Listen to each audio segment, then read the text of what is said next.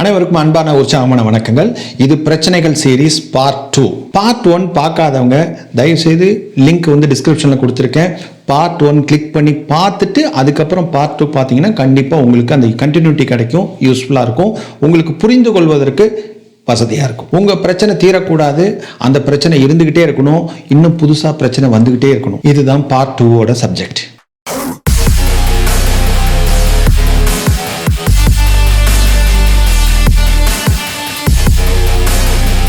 இன்னும் கொஞ்ச நாளில் உங்கள் பிரச்சனையெல்லாம் சால்வ் ஆக போகுது அப்படின்னு யாராவது சொன்னாலோ அல்லது நீங்கள் சொன்னாலோ நான் இப்போ சொல்லக்கூடிய உதாரணத்தை நீங்கள் மைண்டில் வச்சுக்கணும். இந்த உலகத்திலேயே ப்ராப்ளம் இல்லாத ரெண்டு ஆட்கள் இருக்காங்க. ஒன்று பைத்தியக்காரன், இன்னொன்று செத்த பணம். இப்போ நான் இந்த மீட்டிங்ஸு ட்ரைனிங்ஸ்லாம் எடுக்கும்போது என் பிரச்சனையில் இன்னும் கொஞ்ச நாள் சால்வ் ஆகிடும் சார் அப்படின்னு சொன்னாங்கன்னா, ஐயோ இந்த ரெண்டு கண்டிஷனில் இவர் ஏதோ ஒரு கண்டிஷனுக்கு போயிடுவாரோ அப்படிங்கிற பயமும் வந்துடும், ஒரு சிரிப்பும் வந்துடும். அதனால் நீங்கள் நல்லா புரிஞ்சுக்கணும், மனுஷனுக்கு ஆறாவது அறிவுன்னு ஒன்று வேலை செஞ்சுட்டு இருக்கிற வரைக்கும் மனுஷனுக்கு ஏதாவது ஒரு பிரச்சனை வந்துக்கிட்டே தான் இருக்கும். ஒரு பிரச்சனை சால்வ் ஆச்சுன்னா இன்னொரு பிரச்சனை வரும். இப்போ முதல்ல கல்யாணம் ஆகலையேன்னு சொல்லுவோம், அப்புறம் கல்யாணம் ஆயிடுச்சுன்னு சொல்லுவோம், அப்புறம் குழந்தை பிறக்கலையேன்னு சொல்லுவோம், அப்புறம் அந்த குழந்தைக்கு ஏதாவது நோய் வாய்ப்பட்டுருச்சு, அதை சரி பண்ணும் ஹாஸ்பிட்டல் அப்படின்னு சொல்லுவோம், அப்புறம் ஸ்கூலுக்கு அட்மிஷன் கிடைக்கலன்னு சொல்லுவோம். இந்த மாதிரி ப்ராசஸ், இந்த பிரச்சனை போயிட்டே தான் இருக்கும். அப்பப்போ பசி எடுத்துகிட்டே இருக்கும், அப்பப்போ நம்ம சாப்பிட்டுட்டே இருந்து அந்த பசியை நம்ம சால்வ் பண்ணிக்கிறோம் இல்லையா? அதே மாதிரி நம்ம வாழ்க்கையில் அப்பப்போ ப்ராப்ளம் வந்துக்கிட்டே இருக்கும், அப்பப்போ அந்த ப்ராப்ளத்தை சால்வ் பண்ணிகிட்டே இருக்கணும். அப்போ அதே மாதிரி நம்ம உயிரோடு இருந்தால், நம்ம அறிவு வேலை செஞ்சுட்டு இருந்ததா, ஆறாவது அறிவு வேலை செஞ்சிட்ருக்கு அப்படின்னாவே ப்ராப்ளம் அடுத்தடுத்து வந்துக்கிட்டே தான் இருக்கும். அந்த ப்ராப்ளத்தை எப்படி சால்வ் பண்ணுறது, அறிவுபூர்வமாக எப்படி சால்வ் பண்ணுறதுங்கிறது தான் நம்ம பார்க்கணுமே தவிர போட்டு குழப்பிக்கூடாது, வருத்தப்பட்டுக்கூடாது, உட்காந்த இடத்துலையே அழுதுகிட்டே உட்காந்துட்டே இருக்கக்கூடாது. இதுதான் லைஃப் ப்ராசஸ், இதுதான் லைஃப் ஜேர்னி. நம்ம வாழ்க்கை பயணம் அப்படிங்கிறது இப்படித்தான் இருக்கும் அப்படிங்கிறதுல தயவு செய்து தெளிவாயிக்குங்க. முடிவு பண்ணிட்டு இன்னிலிருந்து ஒரு புது பயணத்தை ஸ்டார்ட் பண்ணுங்க. ஸோ பிச்சைக்காரன் முதல் கோடீஸ்வரன் வரை எல்லாத்துக்கும் பிரச்சனை இருந்துட்டு தான் இருக்கு. ஒன்று செத்துடணும், பணமாயிடணும், அல்லது பைத்தியக்காரன் ஆயிடணும். இந்த ரெண்டு கண்டிஷனுக்கு போகாத வரைக்கும் ப்ராப்ளம் இருந்துகிட்டே தான் இருக்கும். மிகப்பெரிய வெற்றியாளர்கள் எல்லாமே வாழ்க்கையில பெரிய லெவலில் பிரச்சனையை சந்திச்சு மேலே வந்தவங்க தான். அவங்கெல்லாம் அப்படியே ஈஸியாக போய் அப்படி ஈஸியாக ஜெயிச்சிட்டாங்க அப்படின்லாம் சொல்லவே முடியாது. உதாரணத்துக்காக 2-3 பேர் சொல்கிறேன், நீங்கள் அனலைஸ் பண்ணி பாருங்கள். இன்றைக்கி நம்ம உட்காந்து இந்த உலகத்தை வெளிச்சத்தில் கலராக நம்ம பார்த்துட்டு இருக்கோம் அப்படின்னா அதுக்கு அவரோட உழைப்பு தான் காரணம்.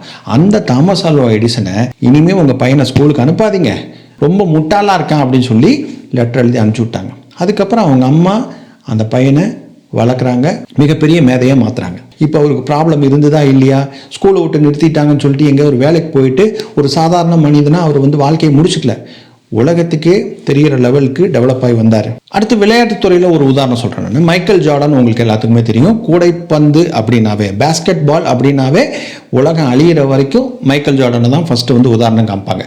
அப்பேற்பட்ட மைக்கேல் ஜார்டன் அவர் காலேஜ் படிக்கும்போது காலேஜ் டீமில் அவரை செலக்ட் பண்ணல, நீ சரியாக விளையாடலப்பா அப்படின்னு சொல்லி அவரை காலேஜ் டீம் விட்டு ட்ராப் அவுட் பண்ணாங்க. அப்போ வாழ்க்கையில் அவர் ப்ராப்ளத்தை சந்திச்சிருக்காரா இல்லையா? சந்திச்சிருக்காரு. அதை சவாலாக எடுத்துக்கிட்டு மீண்டும் பயிற்சி பண்ணி இன்னைக்கு மிகப்பெரிய ஆளாக மாறியிருக்கார். இதுதான் நமக்கும் பொருந்தும். அடுத்து வேற என்ன ஃபீல்டில் சொல்லலாம்? ஓகே, இப்போ ஒரு பாலிடிக்ஸ் லெவலில் சொல்லலாமே. திரும்ப சொல்ல, இது கட்சி அந்த செக்மெண்ட்டுக்குள்ளே நான் போக விரும்பல.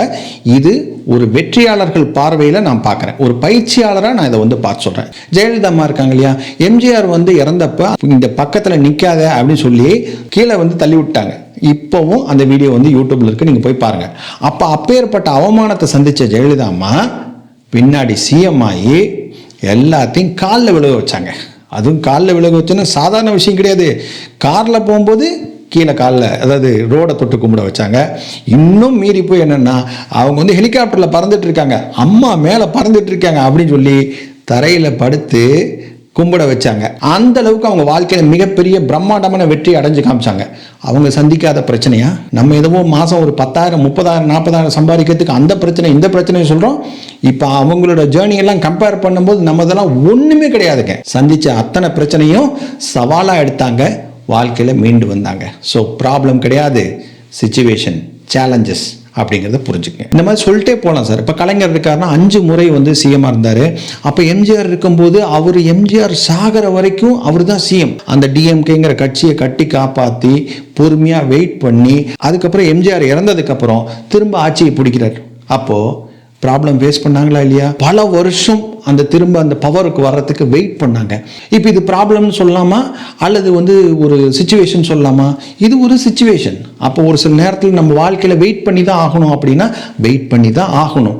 அதனால் வெயிட் பண்ணுறது கூட ஒரு சில நேரத்தில் ஒரு ப்ராசஸ் தான். ஒரு கொக்கு இருக்குன்னா ஒரு மீனை பிடிக்க போகுது அப்படின்னா அது பாட்டுக்கு வெயிட் பண்ணிகிட்டே தான் இருக்கும். எங்கேயும் உடம்பு இதையுமே ஆட்டாமல் பண்ணாமல் அப்படியே நின்றுட்டே இருக்கும்.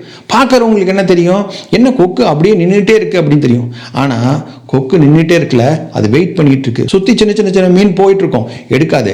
அதுக்கு தேவையான பெரிய மீன் வரும்போது டக்குன்னு எடுத்துகிட்டு போயிட்டே இருக்கும். அப்போ அந்த ஒரு சில நேரத்தில் வெயிட் பண்ணுறது கூட உழைப்பு தான். தலையிலேருந்து கால் வரைக்கும் எல்லா பகுதியும் நமக்கு சிறப்பாக வேலை செஞ்சிட்ருக்கு, ஒழுங்காக வேலை செஞ்சிட்ருக்கு. அப்பயே நம்ம குறை சொல்லிக்கிட்டு ஏதாவது ஒரு காரணம் சொல்லிக்கிட்டு இந்த ப்ராப்ளம் அந்த ப்ராப்ளம் சொல்லிட்டு இருக்கோம். இந்த கை காலெலாம் இல்லாதவங்க நிறைய ஊனமுற்றவங்க இருக்காங்க பார்த்தீங்களா, அவங்களுக்குன்னு ஒரு போட்டி நடத்துகிறாங்க. என்ன சார், பேரா ஒலிம்பிக்ஸ்னு சொல்லி ஒரு போட்டி நடத்துகிறாங்க. தயவு செய்து போய் பேரா ஒலிம்பிக்ஸ் வீடியோஸ் போய் பாருங்கள். அப்போ கை இல்லாதவங்க கால் இல்லாதவங்க அவங்க எந்த அளவுக்கு கடுமையாக உழைச்சி பயிற்சி பண்ணி முயற்சி பண்ணி இன்னைக்கு நம்ம கை கால் இருக்கிற நம்மளால கூட அவ்வளோ ஸ்பீடாக நம்மளால செயல்பட முடியாது. நம்மளை விட பல மடங்கு அவங்க ஸ்பீடாக செயல்படுறாங்க. என்ன சார், எப்படி சார்? அவங்களோட பிரச்சனையை அவங்களோட ஊனத்தை அவங்க ப்ராப்ளமாக நினைக்கல. அது ஒரு சேலஞ்சாக எடுத்துக்கிட்டாங்க, அது ஒரு சவாலாக எடுத்துக்கிட்டாங்க.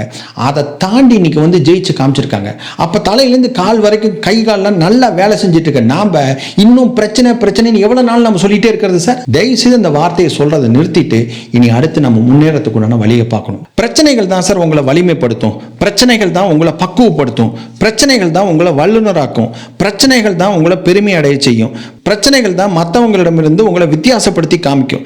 பிரச்சனைகள் தான் உங்க வாழ்க்கையில நீங்க இப்ப இருக்கிற நிலையிலிருந்து அடுத்த நிலைக்கு உங்களை கொண்டு போய் சேர்க்கக்கூடிய மிகப்பெரிய வரம் தான் பிரச்சனைகள். பிரச்சனைகளை சந்திச்சிருங்க, நேருக்கு நேராக சந்திச்சிருங்க, தைரியமா சந்திங்க, அறிவுபூர்வமா சந்திங்க. உங்க பிரச்சனையை அடிச்சு நொறுக்கி தூள் தூளா ஆக்கி இருந்த இடம் தெரியாம பண்ணுங்க. மிகப்பெரிய வெற்றி அடைஞ்சு காமிங்க. இந்த உலகத்துக்கு நீங்க யாருன்னு காட்டுங்க. பிரச்சனைகள் பகுதி 3 மீண்டும் சந்திக்கலாம். நம்ம சேனல்ல என்டர்டைன்மெண்ட் சம்பந்தமா எந்த வீடியோஸும் நமக்கு கிடையாது சார். 100% அறிவுபூர்வமான வீடியோஸ் மட்டும்தான் நம்ம கொடுத்துட்டு இருக்கோம். நம்ம சேனலில் கூடிய மற்ற வீடியோஸ் போய் பாருங்க. கண்டிப்பாக உங்களுக்கும் உங்க குடும்பத்துக்கும் உங்களோட பர்சனல் லைஃப் டெவலப்மெண்ட்டுக்கும் உங்களோட பிசினஸ் லைஃப் டெவலப்மெண்ட்டுக்கும் நிச்சயமா யூஸ்ஃபுல்லாக இருக்கும். நம்ம வாழ்க்கையில பர்பஸ்னா என்ன, நோக்கம்னா என்ன அப்படிங்கிற ஒரு வீடியோ பண்ணியிருக்கோம். நாம ஏன் வளரணும் அப்படிங்கிறதுல 2 பார்ட்ல வீடியோ பண்ணியிருக்கோம். நாம கற்றுக்கொள்ள வேண்டிய 10 விஷயங்கள் அப்படிங்கிற பேனர்ல அப்படிங்கிற ஒரு சீரீஸ் ஒன்று நம்ம பண்ணிட்டு இருக்கோம். இந்த சீரீஸ்ல எல்லா துறையில் இருக்கக்கூடிய வெற்றியாளர்களிடமிருந்து நாம கற்றுக்கொள்ள வேண்டிய மிக முக்கியமான 10 விஷயங்கள் இந்த சீரீஸ்ல நம்ம கொடுத்துட்டு இருக்கோம். அதுல விராட் கோலியோட வீடியோ இருக்கு, விஜயகாந்தோட வீடியோ இருக்கு, அடுத்தடுத்து இன்னும் நிறைய சக்சஸ்ஃபுல் பீப்புள்ஸோட வீடியோஸ் எல்லாம் வரப்போகுது. ஸோ இதெல்லாம் கண்டிப்பா மிஸ் பண்ணாம பாருங்க. சேனல் சப்ஸ்கிரைப் பண்ணிக்கங்க. இந்த மாதிரி அடுத்தடுத்த யூஸ்ஃபுல்லான எந்த ஒரு வீடியோஸையும் நீங்க மிஸ் பண்ணாம பார்க்கலாம்.